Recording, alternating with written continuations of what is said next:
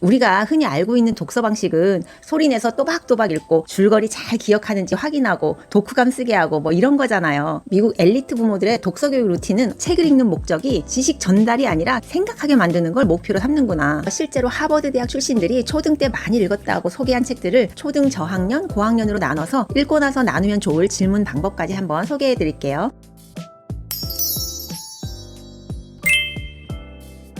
여러분 혹시 이런 생각 한 번쯤 해보신 적 있으세요? 도대체 하버드에 가는 애들은 어릴 때 뭐가 그렇게 특별하게 달랐을까? 저도 예전에 그게 너무 궁금했거든요. 미국 엘리트 부모들의 독서 교육 루틴은 어떻게 다른지 오늘 한번 소개해 보려고 합니다. 그냥 책 많이 읽혔겠지 그 정도로 생각하면 오산이에요. 한국의 사교육식 독서와는 결이 완전히 다르더라고요. 그래도 그 아이들이 어릴 때 했던 독서 습관을 들여다보면요, 우리가 충분히 따라할 수 있는 힌트들이 곳곳에 숨어 있습니다. 오늘 제대로 된 한 권의 독서법만 알아도요, 수십 권씩 읽은 효과가 있으니까 영상 끝까지 한번 참고해 주세요.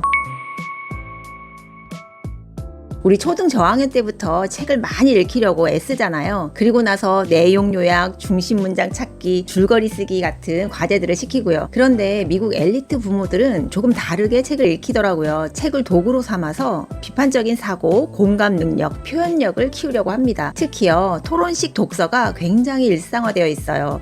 예를 들어서 왜 그 주인공은 그런 선택을 했을까? 만약 너라면 어떻게 했을까? 이야기 속에서 누가 가장 용감하다고 생각해? 이런 질문들이 밥 먹듯 오고 갑니다. 우연히 미국 교육 다큐멘터리에서 한 장면을 보게 됐는데요. 9살짜리 아이가 엄마랑 소파에 앉아서 조용히 책을 읽고 있었는데 놀랍게도 엄마는요, 책을 읽어주지 않았어요. 그냥 옆에서 자기 책을 읽다가 아이가 이거 무슨 뜻이야? 이렇게 물어보면 답을 해주는 게 아니라요, 너는 뭐라고 생각하는데? 이렇게 되묻더라고요. 그때 깨달았어요. 아, 미국의 엘리트 부모들은 책을 읽는 목적이 지식 전달이 아니라 생각하게 만드는 걸 목표로 삼는구나. 책을 독후감 숙제로 접근하는 게 아니라 책 속의 이야기를 내 삶에 연결을 시키는 거예요. 이게 미국식 엘리트 독서 교육의 핵심이더라고요. 우리가 흔히 알고 있는 독서 방식은 소리내서 또박또박 읽고 줄거리 잘 기억하는지 확인하고 독후감 쓰게 하고 뭐 이런 거잖아요. 그런데 하버드 졸업생 인터뷰를 몇 개 읽어보면요, 공통점이 있어요. 바로 질문을 던지는 습관이 아주 어렸을 때부터 자리 잡혀 있다는 거. 예를 들어서 어떤 친구는요, 피터팬을 읽고 왜 어른이 되는 걸 그렇게 두려워했을까? 나는 피터팬과 다르게 어른이 되는 게 기대되는데 왜 두려울까? 이런 질문을 부모와 함께 나눴대요. 이게 바로 비판적 사고력을 키우는 핵심인데요. 책을 읽고 끝내는 게 아니라 그 책을 자기 생각으로 확장하는 거죠. 저도 책류가 강의를 하다 보면요, 한국 부모님들 정말 열심히 하세요. 책도 많이 사주시고 엄청 읽어주시고 독후 활동도 정말 다양하게 열심히 하세요. 그런데 가끔은요, 아이들보다 부모님들이 더 힘들어 보여요. 줄거리 요약해야지, 어휘도 테스트해야지, 글쓰기도 해야지. 반면에 미국의 상위권 부모님들은요, 독서를 공부로 만들지 않으려고 아주 애를 씁니다. 책은 재밌어야 하고 아이 혼자 조용히 책 읽는 시간이 꼭 있어야 하고, 그리고 책 읽고 나서 질문은 부모가 하는 게 아니라 아이가 먼저 던지도록 기다리는 거. 이게 미국 엘리트 가정의 공통된 분위기더라고요. 한국과 미국의 독서 교육이 어떻게 다른지 간단히 정리를 한번 해보면요, 미국 엘리트 가정의 독서 목표는 사고력과 자기 표현에 있습니다. 반면에 한국 일반 가정은요, 정보 습득과 성적에 있죠. 그리고 읽는 방식에서 조금 차이가 있는데, 미국 엘리트 가정에서는 질문 중심의 읽기와 대화식 읽기를 중점으로 두는데, 한국 일반 가정에서는 줄거리 중심의 암기식 읽는 방법을 합니다. 여기에서 또 부모의 역할이 조금 다른데요. 미국 엘리트 가정에서는 관찰자와 질문자의 역할을 한다면 한국 일반 가정에서는 해설자와 지도자의 역할을 하고 있습니다. 그리고요, 독후 활동도 조금 차이가 있는데요. 미국 엘리트 가정에서는 감정 표현과 경험 연결을 하는 반면에 우리 한국 가정에서는요, 독후감과 줄거리 요약에 중점을 두고 있죠. 이렇게 한국과 미국의 독서 교육이 조금 다르더라고요. 이걸 보고 우리 방식이 틀렸구나 하고 생각하실 필요는 없어요. 우리는 한국형 루틴으로 충분히 바꿀 수가 있습니다. 그럼 이제 우리도 어떻게 읽히는지가 더 중요하겠죠. 제가 하루 20분 3단계 루틴으로 한번 정리를 해봤는데요.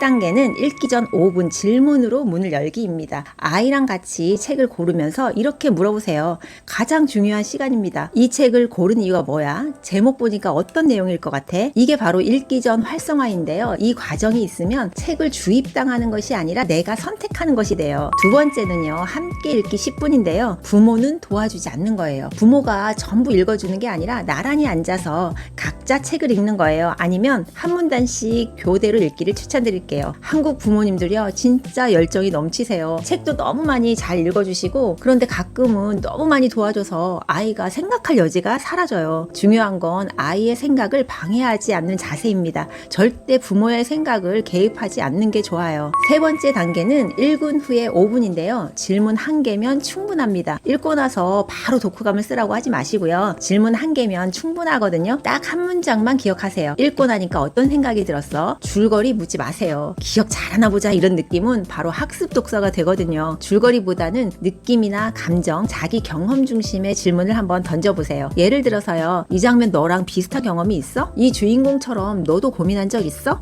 아이 입에서 나오는 말이 잘 모르겠어 라고 해도 괜찮습니다. 그건 생각이 시작됐다는 신호니까요. 그리고 아이 생각이 부모님과 생각이 전혀 다를 수도 있겠죠. 그럴 때 그럴 수도 있겠다. 다른 관점도 있겠네. 이 말 하나로도 아이의 머릿속은 훨씬 더 자유로워질 겁니다. 질문법의 핵심은 답을 알려주지 않는 것에 있어요. 점점 이런 질문들을 접하다 보면 어느 순간 책을 그냥 읽는 거에서 자기 생각을 연결하는 습관으로 바뀝니다. 추천 질문 5가지만 기억해도 충분합니다. 왜 그렇게 생각했어? 너라면 어떻게 했을 것 같아? 비슷한 경험 있어? 주인공이 우리 반 친구였다면 어땠을까? 이 책을 한 단어로 표현하면 어때? 먼저 실제로 하버드 대학 출신들이 초등 때 많이 읽었다고 소개한 책들을 초등 저학년, 고학년으로 나눠서 읽고 나서 나누면 좋을 질문 방법까지 한번 소개해 드릴게요. 먼저 첫 번째는요. 괴물들이 사는 나라인데요. 상상력 폭발 그림책의 고전이에요. 질문을 하는 예시에는 주인공 맥스는 왜 괴물 나라에 가게 됐을까? 진짜 다녀온 걸까? 상상일까? 넌 화가 날 때 어떻게 해? 이런 질문을 해주면 도움이 되겠죠. 두 번째는요. 종이봉투 공주예요. 공주가 용을 무찌른다고요? 왕자도 버려요. 어떤 질문이 좋을까요? 왜 이 공주는 다른 공주랑 달라 보일까? 진짜 멋진 사람은 누굴까? 아이들이 자기 판단을 하게 도와주세요. 첫 번째 도서는요. 원더예요. 기형 얼굴을 가진 아이가 겪는 이야기로 공감과 존중을 배우게 해주는 책인데요. 저는 아이랑 같이 영화도 같이 봤는데 정말 추천드리는 책과 영화예요. 읽고 나서 이렇게 한번 질문해보세요. 너라면 어기와 친구가 될 수 있을 것 같아? 친구들 사이에서 외모 때문에 판단받은 적은 없어? 진짜 용기는 어떤 걸까? 두 번째 책은요. 샬롯의 거미줄입니다. 생명, 우정, 죽음을 담은 고전인데요. 이 책도 영화도 있거든요. 함께 보면 너무너무 좋습니다. 이런 질문 한번 던져보세요. 샬롯은 왜 자기 목숨을 걸고 친구를 도와줬을까? 진짜 친구는 어떤 게 진짜 친구일까? 세 번째 책은요. 내 친구 원딕씨예요. 유쾌하면서도 생각 많은 이야기인데요. 이런 질문들이 생각을 넓혀줄 겁니다. 사람들이 비밀을 숨기는 이유는 뭘까? 진짜 친구는 어떤 존재일까? 하버드 가는 아이들 중에는요. 물론 특별한 재능이 있는 아이들이 있어요. 그런데 오히려 많은 수의 아이들은 사실 어떤 천재적 능력이 있어서 가는 건 아니에요. 그 아이들의 부모가 책을 지식 전달의 도구가 아니라 생각을 키우는 씨앗으로 사용했기 때문이에요. 우리 아이들도 마찬가지예요. 책을 읽더라도 중요한 건 많이가 아니라 하루 20분이라도 깊게 생각하면서 읽는 시간이에요. 읽기 전에 묻고 읽는 동안에는 방해하지 않고 읽은 후에 느낌을 함께 나누는 거, 우리 이 3가지만 실천해도 우리 아이들은 책을 과제로 느끼지 않고 자기 생각을 키우는 도구로 받아들이게 될 겁니다. 하버드 입학교 그건 결과일 뿐이에요. 중요한 건 그 과정에서 아이가 스스로 생각하고 성장하는 시간입니다. 오늘도 아이와 함께 한 권의 책을 느리고 깊게 따뜻하게 한번 읽어보세요. 책 10권보다 더 소중한 자기 생각을 가지게 될 거예요. 도움이 되셨다면 좋아요와 구독 부탁드리고요. 혹시 궁금하신 주제가 있으시면 댓글로 알려주세요. 다음 영상 제작에 참고할게요. 그럼 오늘도 선물 같은 하루 되시고요. 우리 다음 브런치에 또 만나요.